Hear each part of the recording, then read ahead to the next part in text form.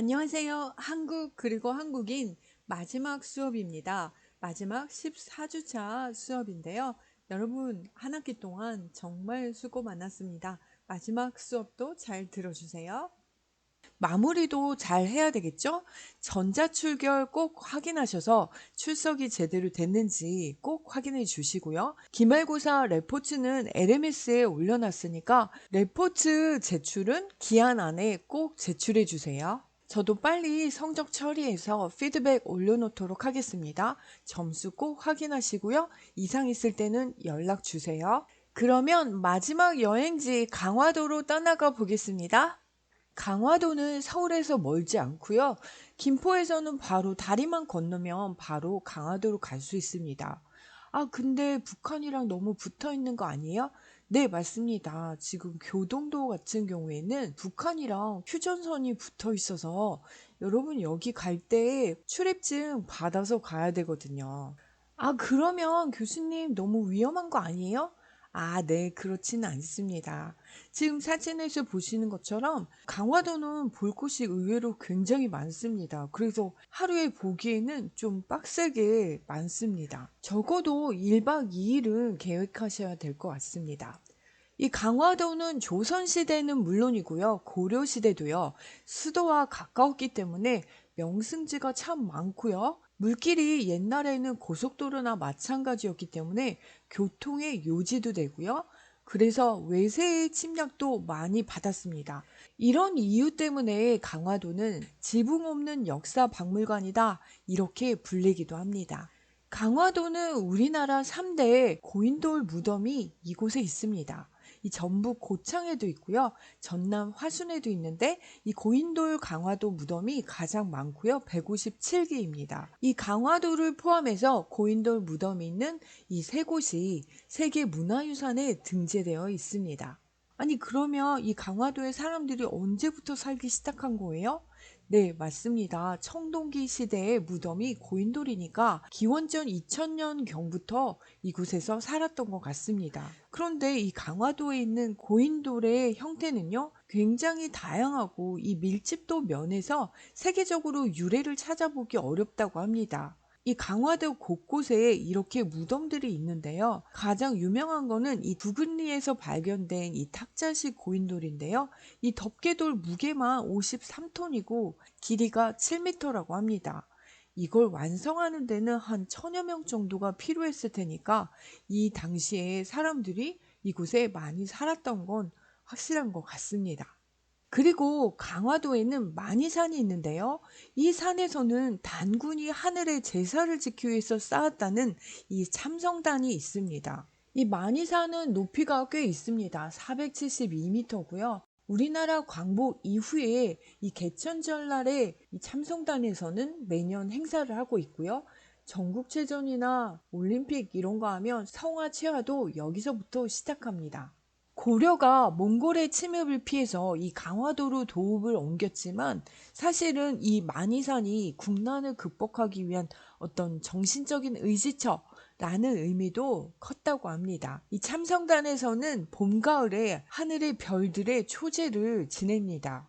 조선시대에는 소격사라는 관청을 두었는데요. 드라마나 이런 데 보면 점을 보고 뭐 나라에 제사 지내고 이런 거 소격서에서 하거든요. 여러분이 북촌에 놀러 가시면 소격서 터가 아직도 남아 있습니다. 조선시대에는 중종 때 이 소격서가 폐지됩니다. 왜냐하면 아니 조선은 제후국이니까 하늘에 제사를 지낸다? 이거는 명분에 어긋난다 이렇게 생각했죠. 이때부터 조선에서는 이 별신앙과는 멀어졌지만 그래도 북두칠성은 수명을 관장하기 때문에 아직도 볼 수 있는 곳이 있습니다. 에이, 요즘 누가 그런 걸 믿어요. 그런 데가 어딨어요. 네, 있습니다. 절에 가면 이 뒤편에 삼성각이나 칠성각을 여러분이 보실 수 있는데요. 여기서 많은 사람들이 칠성님께 기도를 드리죠. 여러분 혹시 그리고 전통 혼례 이런 거 구경 간 적 있나요? 거기 가시면 칠성님께 인사드리는 초례를 먼저 하고 그리고 결혼식을 합니다. 이 전통 혼례에서는 이 결혼식 언제 하는 줄 아십니까? 진짜는 이 밤낮이 교차하는 시간, 그때 식을 올린다고 합니다. 그때가 상대 얼굴이 제일 예뻐 보일 때이기도 하고요. 이 프랑스에서는 이 시간을 개와 늑대의 시간이라고 하는데요. 이 개와 늑대의 시간은 개인지 늑대인지 이 분간하기 어려운 시간대를 말하는데요. 이 아군인지 적군인지 구별하기 어려운 시간대, 이럴 때도 쓴다고 합니다. 그리고 지금 결혼식 사진 보면 나무로 깎은 새가 있잖아요. 이게 기러기일까요? 원앙일까요? 네, 많은 사람들이 화려한 색깔의 원앙인 줄 알고 있는데요. 기러기입니다. 실제 원앙은 화려하기도 한데요. 바람도 엄청 지독하게 많이 핀다고 합니다. 근데 기러기는 한번 짝을 만나면 그 짝과 계속 있고요. 짝을 잃어도 다른 짝을 찾지 않고 혼자 지낸다고 합니다. 그래서 이렇게 기러기를 나무로 깎아서 결혼식 날 올려놓습니다. 이제 강화도의 고려시대로 가볼게요. 고려가 몽골의 침입을 받아서 강화도로 천도한 거 알고 계시죠? 제주도에서 삼별초해난 할 때 배웠던 것 같습니다. 당시가 최씨 무신정권 시대였는데요. 1231년에 이렇게 몽골이 침입해오고 그리고 바로 강화도로 천도를 했는데요. 도대체 그 많은 피난지 중에 왜 강화도를 했을까요? 개성하고 가깝기도 했지만 몽골의 제일 약점이 해전이었죠. 이 6번의 몽골 침입 동안 한 번도 강화도를 제대로 공격하지 않았다는 게 좀 신기하지 않나요? 가장 짧은 시기에 대제국을 만든 몽골이 아니 이 강화도 건너오는 게 무서워서 강화도를 정말 공격하지 않은 건가요? 몽골군은 메뚜기 떼 같다는 그런 표현이 있는데요. 지나간 자리는 완전 다 깡그리 아무것도 남기지 않고 다 털어갔는데요. 우리나라 경주는 물론 남해안뿐만 아니라 일본까지도 공격했는데 아니 무슨 강화도를 공격 못합니까? 몽골의 목적은 동아시아 패권을 차지하는 거지 이 강화도 점령은 아니었던 것 같습니다. 왕족과 채씨 무신 정권은 이렇게 강화도에 숨어 있어서 살아남았지만 우리나라 곳곳 산천이 다 몽골에 짓밟혀서 난리가 났었는데 힘없는 백성들만 고생한 거죠. 이런 이유 때문에 강화천도를 반대한 신하들이 정말 많았습니다. 힘없는 백성들만 이렇게 끌려가게 놔두는 것은 이 국가의 원대한 계책이 아니다. 이렇게 반대를 하는 신하들도 있었는데요. 최후는 듣지 않고 강화도 천도를 감행합니다. 최후는 2,000명의 병력을 동원해서 이 강화도에 궁궐을 짓게 했는데요. 지금 사진에서 보이는 이곳이 바로 고려궁지입니다. 아니, 한 나라의 수도치고는 좀 너무 작은 거 아니에요? 아닙니다. 지금 남아있는 거 이렇고요. 실제로는 기록에 의하면 이 궁궐터만 1.2km 정도 되는 규모였는데요. 지금 현재는 이렇게만 남아 있습니다. 조선시대에는 이곳을 행궁과 외규장각으로 썼습니다. 여러분이 가시면 조금 실망할 수도 있는데요.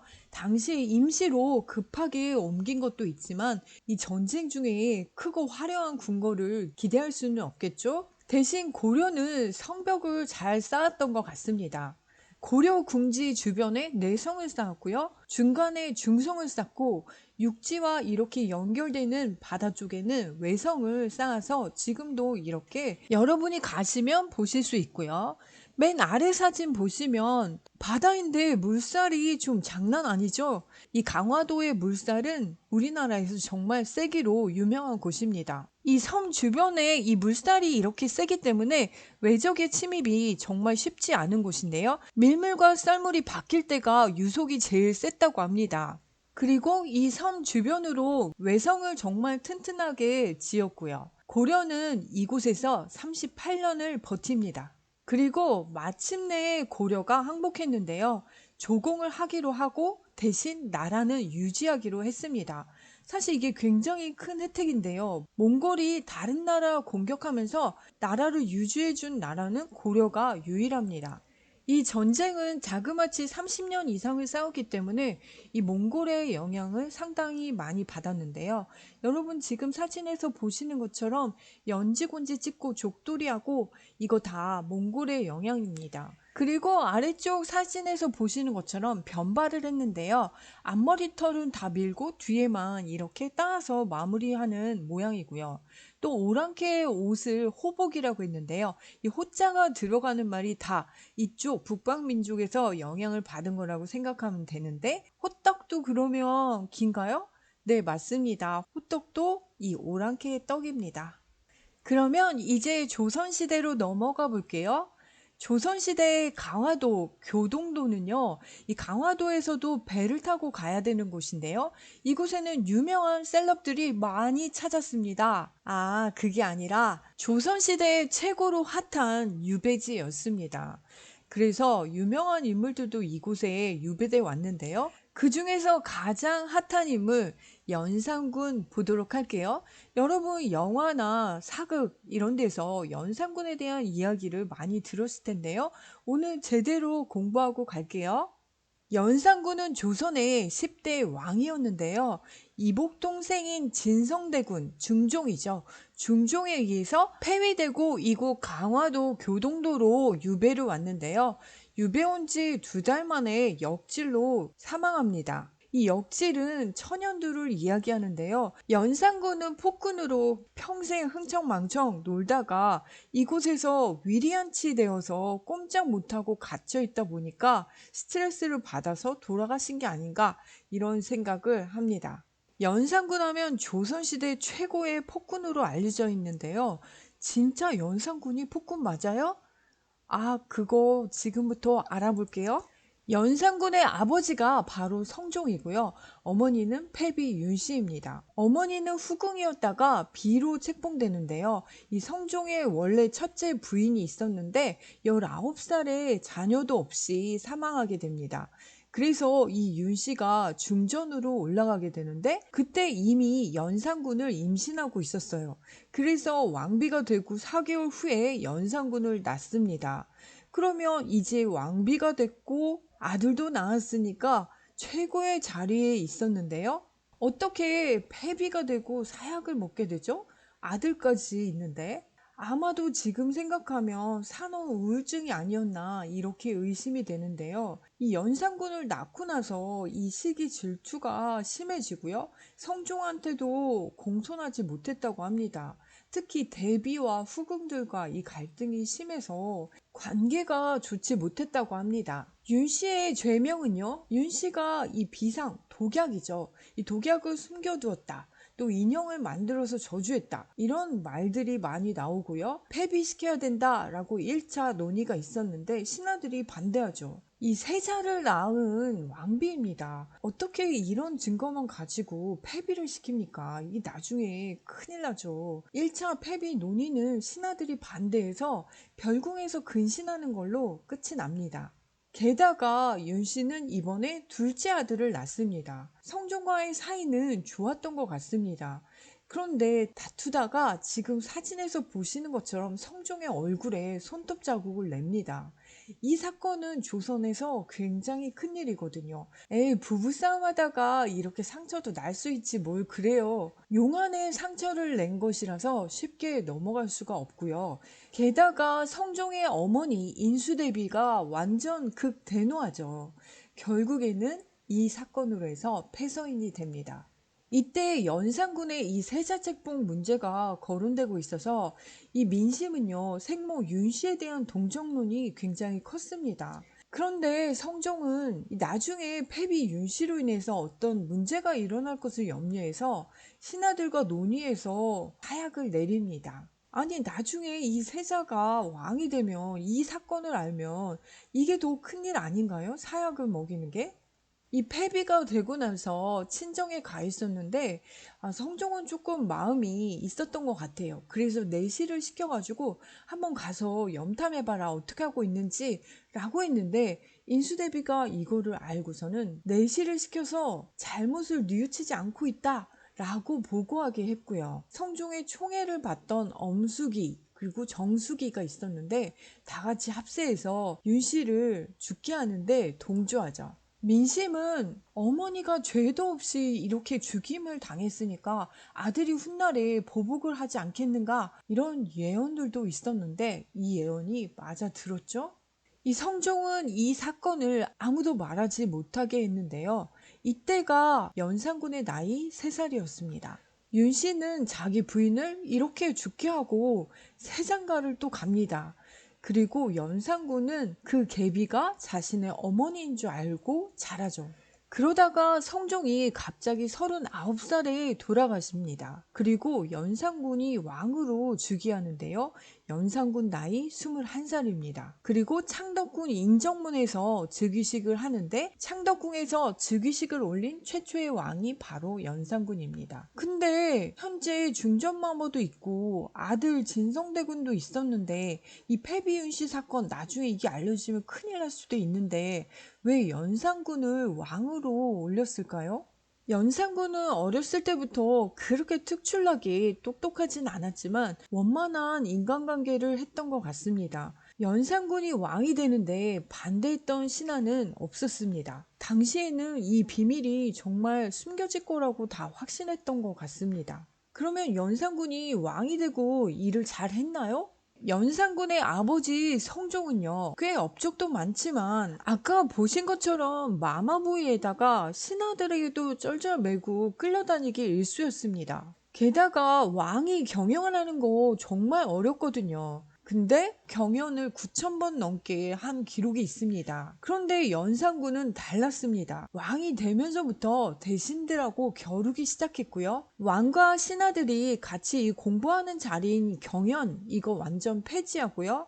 연산군은 공부하기는 좀 싫어했지만 이 예체능은 굉장히 잘했던 것 같습니다. 게다가 매우 잘생긴 왕이었는데요. 왕이 되고 나서 이 무오사와 갑자사와 이때까지는 정치도 매우 잘했습니다. 왕권도 강화시켰고요. 이 왕을 비판하고 이 견제할 수 있는 기능을 가진 게 사원부, 사관원, 홍문관이잖아요. 이거에 대한 탄압도 시작했죠. 그 첫 번째 신호탄이 바로 무오사화입니다. 아니 연산군이 선대 왕의 실록 작업하는데 사초를 보겠다고 한 사건인데요. 사초는 임금이 돌아가시고 나면 그동안의 온갖 기록들을 가지고 실록 작업을 하는데 이거를 살펴보겠다? 선대 왕들의 사초를 보겠다? 이거는 있을 수 없는 일이거든요. 이거를 왕들이 본다면 제대로 이걸 쓸 수 있는 사관원이 몇이나 되겠습니까? 왕의 비위에 안 맞게 쓴다면 목숨을 부지하기 어려울 겁니다. 그래서 제대로 된 역사를 진실로 쓸 수도 없고요. 그래서 왕들도 절대로 볼 수 없는 거, 이것이 실록이고요. 그리고 사관원도 절대 이걸 밖으로 가져가서 논의하거나 할 수 없습니다. 지금 사진의 맨 왼쪽에 보이는 이극돈이 바로 아버지 성종의 실록 편찬 작업의 책임자였습니다. 그런데 사림에 대해서 굉장히 안 좋은 감정을 가지고 있었는데요. 이 사림의 김일손이 바로 사관원이었는데 아니 이극돈에 대해서 안 좋은 얘기를 사초에다 쓴 거예요.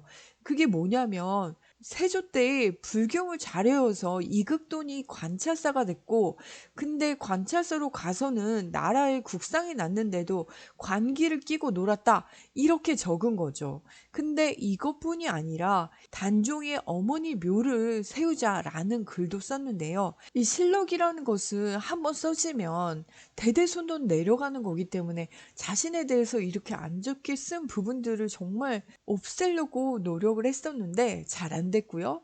여기에 누가 나타나냐? 유자광이 나타납니다.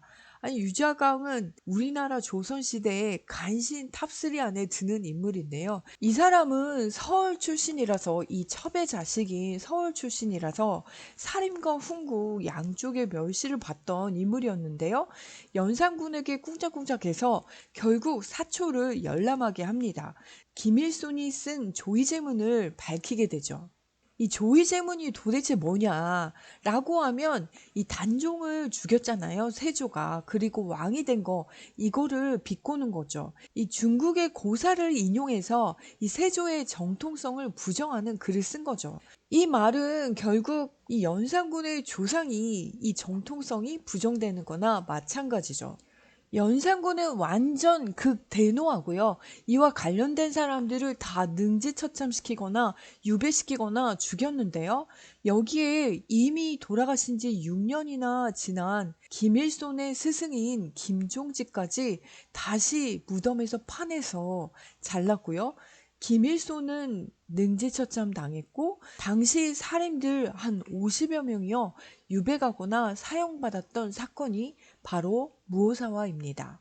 이 사건은요, 연산군에게 시시때때로 시비를 붙던 젊은 세력들인 이 살인들을 몰아내고 이 왕권을 강화했던 사건입니다. 여기서부터는 이제 연산군의 독주가 시작되고요. 이거를 막을 사람이 이제 거의 없죠. 지금 사진으로 보시는 경복궁과 창덕궁은요, 너무 아름답죠? 근데 연산군 때 훨씬 더 아름다웠을걸요? 이 채색 비단으로 연꽃을 만들어서 띄우기도 하고요. 산에다가는 월궁을 짓게 하고 막 여기에다가 이거 비단으로 꽃을 만들어서 아주 파티를 신나게 엄청 자주 했다고 연산군 일기에 기록되어 있습니다. 공부하고 연구했던 집현전에서도 그랬고요. 세조가 세웠던 원각사에서 이 흥청망청 놀았다고 합니다. 이 성균관 학생들을 내쫓고 거기에서 파티를 하는가 하면 백성들이 살던 곳도 내쫓고 그곳에서도 놀았다고 합니다. 여러분 영화 같은 데 보시면 연산군이 굉장히 많은 여인들과 노는 모습 보셨을 텐데요. 이 흥청과 은평이라고 하는데 3,000명이나 됐다고 합니다. 밤에는 횃불을 천자루나 만들어서 엄청 환하게 하고 파티를 했는데요. 영화에서 보시면 이 채용사라는 사람들이 나오는데요. 이 채용사가 누굽니까? 바로 임사원과 임승재 부자입니다. 연산군 앞에 엎드려 있는 사람이 바로 채용사인데요. 이 채용사는 도대체 뭐 하는 사람이냐? 네, 바로 기녀를 데려오는 역할을 했던 사람이 바로 채용사입니다. 그래서 이 기녀들을 운평이라고 하고 흥청이라고 했는데 여러분들이 혹시 흥청망청 이런 이야기 들었죠? 연산군의 흥청에서 나온 말이 바로 흥청망청입니다. 흥청망청은요, 돈이나 물건 이런 것들을 마구 사용해서 이 마음대로 즐기고 논다는 뜻인데요. 연산군이 흥청들과 이 노란하다가 나라가 망했다는 뜻에서 이 백성들이 흥청망청이라고 부르기 시작했다고 합니다. 연산군과 관련된 영화가 많지만 그 중에서 연산군이 이렇게 여자들과 노는 이야기, 네, 간신이란 영화에서 보실 수 있고요. 잠깐 예고편 조금 보고 갈게요. 가자! 단 하루에 천년의 쾌락을 누려 준비하겠나이. 과연 나의 제조다. 솜씨는 여전하구나. 내 더 이상 임시부자놈이 활개치는 꼴을 볼 수가 없으니 이번에야말로 주권을 되찾도록. 이 정도로 녹수를 꺾기엔 한참 모자랍니다. 약한 적히는 진정 날 바보로 만드는 게 누구라고 생각하? 이 영화 왕의 남자도 바로 연산군의 모습을 그리고 있습니다. 그리고 이 영화에서는 또 한 번의 엄청 큰 사건인데요. 갑자사화까지 보여주고 있습니다. 이 영화도 조금만 맛배기 보고 갈게요. 아니 저게 누군가? 길고 푸른 물 장녹수. 자네 그 물에서 헤엄치는 오리가 무슨 오리인지 아나? 가오리! 탄관오리! 왕이 보고 웃으면 희롱이 아니겠소? 왕한테 보이기나 하게 해주시오! 왕을 가지고 노는 거야. 점내다! 황금 거북입니다. 이것만 하고 나가는 거야. 아들아, 나를 황제가 거동하는 길 옆에 묻어 황제의 행차를 보게 해다오. 저 죽어나간 목숨이 저 기와장수보다 많고 희생질하는 걸 골랍시면 2,000명이 넘는 희생들과 밤낮없이 방사를 치르는데 어머니가 그립습니다. 못난 놈! 네 어미에 대해서는 생각지도 말라고 하지 않았더냐?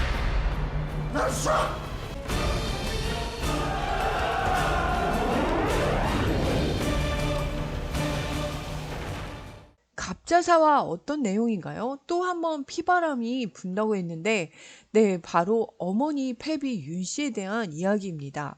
연산군은 재위 10년이 될 때까지 어머니에 대한 일을 알지 못합니다. 자기를 키워준 계비가 엄마라고 생각하고 있었는데요.